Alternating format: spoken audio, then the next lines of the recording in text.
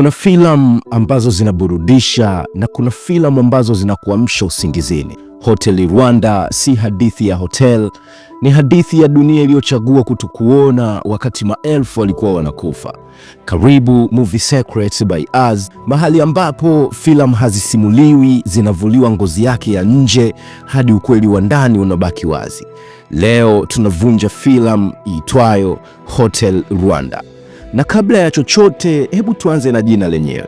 Hotel Rwanda kwa juu ni mahala pa malazi, lakini kwa maana ya ndani, hoteli hapa ni kisiwa cha ubinadamu katikati ya bahari ya kikatili. Rwanda si nchi tu kwenye romani, ni ishara ya kile kinachotokea pale binadamu wanapogawanywa kwa majina, makabila au tofauti zozote zinazotumiwa kama silaha. Hii filamu haizungumzii tu Rwanda ya mwaka 1994, inazungumzia kila mahali ambapo binadamu wamewahi kuamua kwamba maisha ya wengine hayana thamani. Paul Rusesabagina, Paul ni meneja wa hotel, lakini kiuhalisia anawakilisha kitu kikubwa zaidi. Anawakilisha ubinadamu unaokataa kufa hata dunia inapogeuka pori. Huyu si shujaa wa vita, hana bunduki, hana jeshi, ana kitu kimoja tu, uwezo wa kuona wengine kama binadamu. Na huo ndio ujasiri mkubwa kuliko silaha yoyote. Paul anatuonyesha ukweli mchungu kwamba mara nyingi ushujaa sio kupigana, bali ni kukataa kuacha wengine waangamie. Anatumia akili, diplomasia, maneno, ujasiri wa kimya kuwalinda mamia ya watu waliokuwa wanatafutwa kuuawa. Hoteli yake inakuwa kama safina, mahali pa kuokoa maisha wakati dunia imeamua kuzamisha. Lakini hadithi hii haiishi kwa Paul peke yake. Tatiana, mke wake, yeye anawakilisha moyo, huruma, familia, sababu ya kupigania maisha. Katika vurugu zote, yeye ni ukumbusho kwamba hata wakati dunia inavunjika, upendo bado una thamani. Sasa tuangalie upande mwingine wa hadithi. Colonel Oliver, mwanajeshi wa Umoja wa Mataifa, ana silaha, ana mamlaka, ana uwezo, lakini hana ruhusa ya kuokoa watu. Huyu anawakilisha dunia ya kimataifa, dunia inayotazama mateso, lakini inajificha nyuma ya sheria, siasa na maslahi. Dunia haikushindwa kusaidia, ilichagua kutosaidia. Na hii ndio siri kubwa ya filamu hii ya Hotel Rwanda.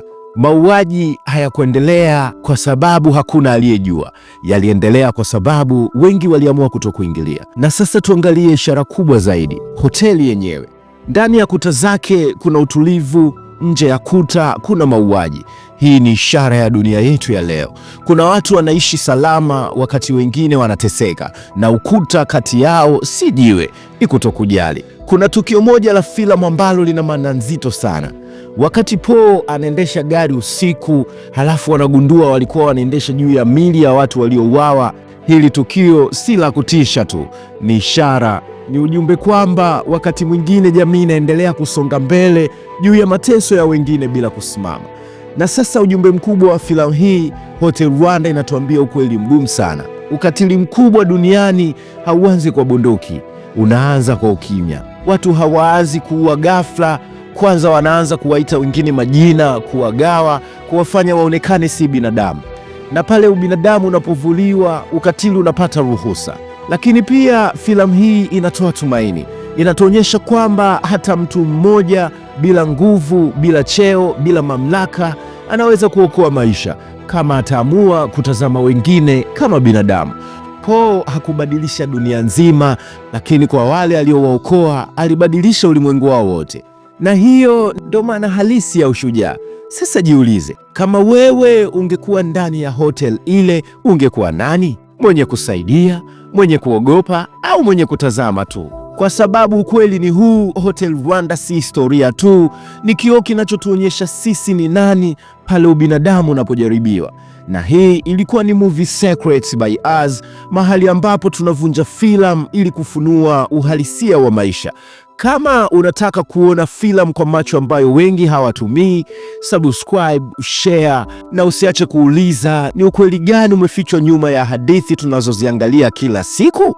Kumbuka, filamu huisha, lakini ujumbe wake unaendelea kuishi ndani yetu. Na hii ilikuwa ni Movie Secrets by Us. Karibu na asante.